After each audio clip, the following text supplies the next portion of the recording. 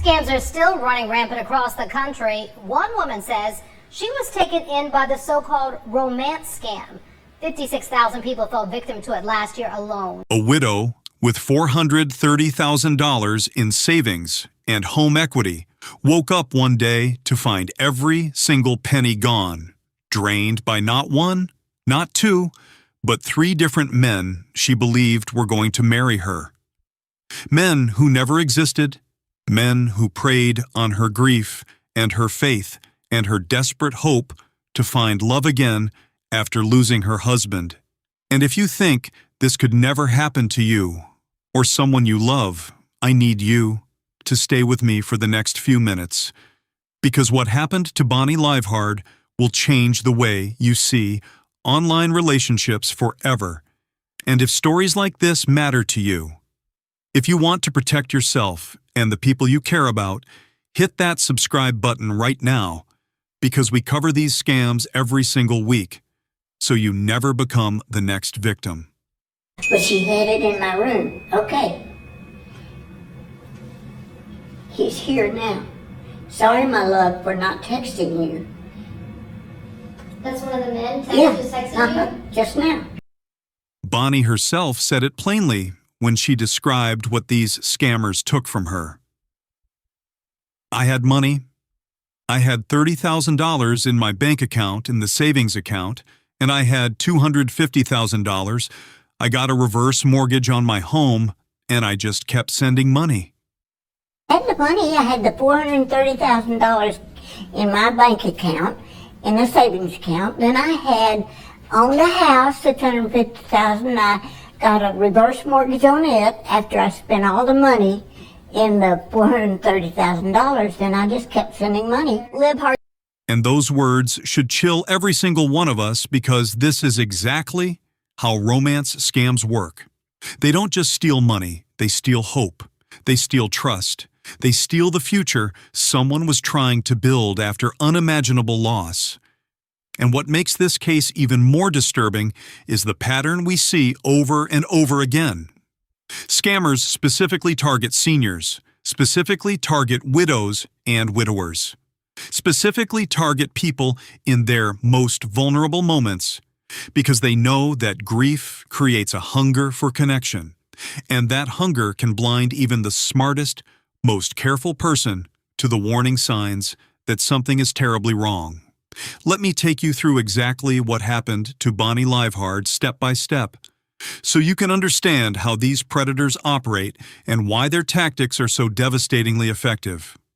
The timeline begins approximately 2 years after Bonnie's husband suddenly passed away. And public reporting doesn't give us her exact age or the precise year this started. But we know she was a widow living with the kind of grief that reshapes your entire world, the kind of loneliness that makes you ache for someone to talk to, someone to share your days with, someone to pray with at night.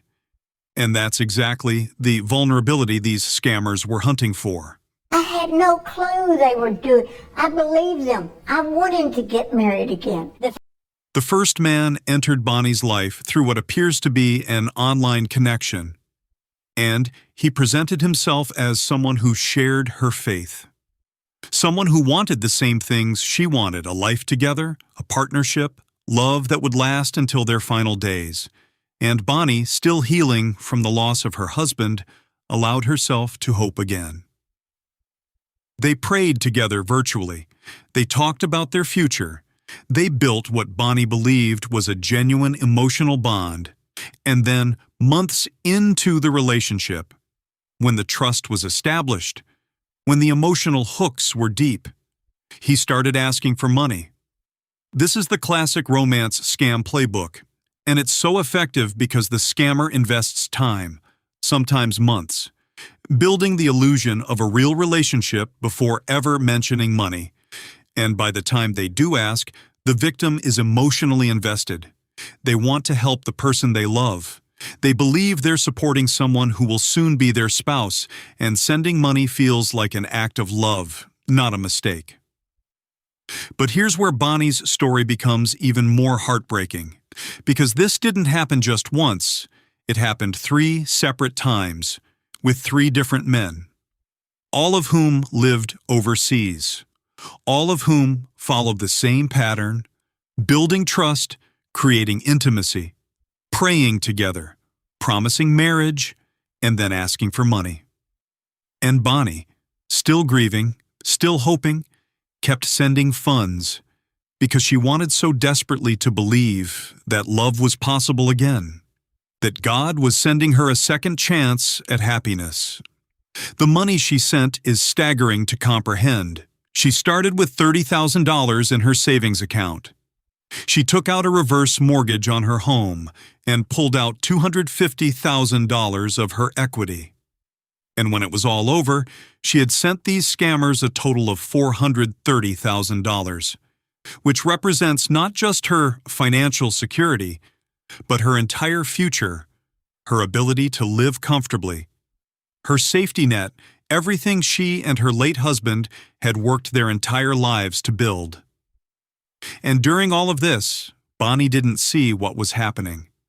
Not because she wasn't intelligent, not because she was careless, but because these scammers are professionals at manipulation. They know exactly how to make their victims feel special, feel chosen, feel loved, and they weaponize faith. They weaponize loneliness. They weaponize the human need for connection. The discovery moment came when a friend tried to intervene, telling Bonnie directly that she thought, My friend said, I think you're being scammed. And I said, no, this guy and I talk back and forth about the Bible. We pray together. And they said, well, we got a thing coming on at the First Baptist Church in Huntsville for it's fraud and romance scams. Bonnie was being scammed, and Bonnie's response reveals just how deep the manipulation went. She said, "No, this guy, we pray together," as if the act of praying together was proof of his authenticity, as if a scammer couldn't pretend to be religious, couldn't learn the right words, couldn't use faith as another tool in their arsenal of deception. But then something broke through. Bonnie's friend mentioned an event coming up at the First Baptist Church in her area, a presentation specifically about romance scams, and something about that combination, the trusted source, the church setting, the focused information, finally allowed Bonnie to see the truth, that every single one of these men had been lying to her, that the love she thought she'd found was manufactured, that the $430,000 was gone forever, sent to criminals who never cared about her at all. The aftermath of this kind of scam goes beyond the financial devastation, and while public reporting doesn't tell us about specific legal action or whether any of these scammers were ever identified or caught, we do know from Bonnie's own words that she's determined not to let this happen again, saying, But I'm not going to do that anymore.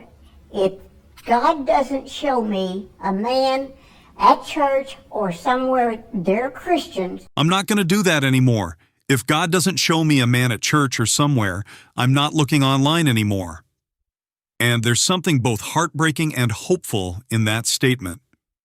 A woman who was victimized 3 times, still believing in the possibility of love, but now understanding the dangers of seeking it in places where predators hunt.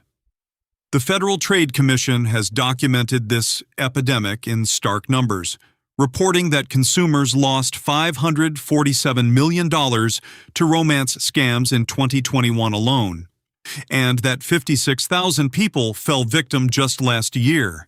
And those numbers should tell you that this isn't about individual foolishness or gullibility. This is an organized, sophisticated form of financial crime that exploits the most fundamental human emotions. Bonnie's own bank called her, concerned about where she was sending all her money, which tells us that financial institutions are trying to intervene. But by the time these red flags appear, victims are often too emotionally committed to listen, too convinced that their situation is different, that their love is real, that everyone else just doesn't understand. So let me give you the warning signs that the Better Business Bureau and experts want everyone to know, because these red flags could save you or someone you love from losing everything. First, be extremely wary if someone you meet online quickly tries to move the conversation off social media and onto private messaging or phone calls, because scammers want to get you away from platforms that might flag suspicious behavior. Second, pay attention if the person hints at financial troubles early in the relationship, because they're laying the groundwork to eventually ask for money. Third, be suspicious if the person always has an excuse for why they can't video chat or meet in person, if their camera is always broken, if their schedule never allows it, because real people in real relationships find ways to see each other face to face. Fourth, be extremely cautious if the person claims to live overseas or to be deployed in the military or working on an oil rig, because these are common cover stories scammers use to explain why they can't meet you in person and why they might need money.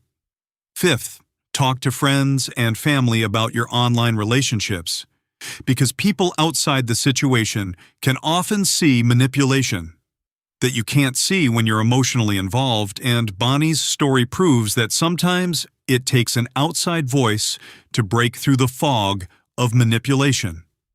If you've stayed with me this long, you understand why these stories matter, and I'm asking you right now to subscribe to this channel and turn on notifications, because every week we expose scams like this one.